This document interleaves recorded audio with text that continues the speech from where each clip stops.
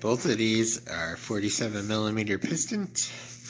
I had a video where I did a 2 and a 3, which explained the skirt difference on those, but here is another one. This is a high hole piston. This is a low hole.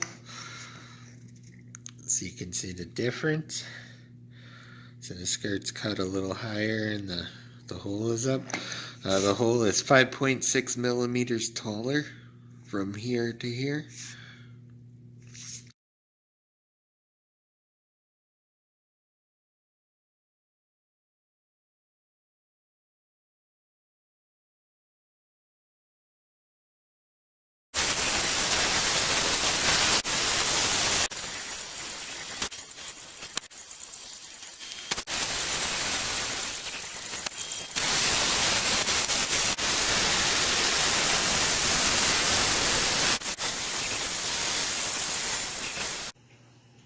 Not too shabby.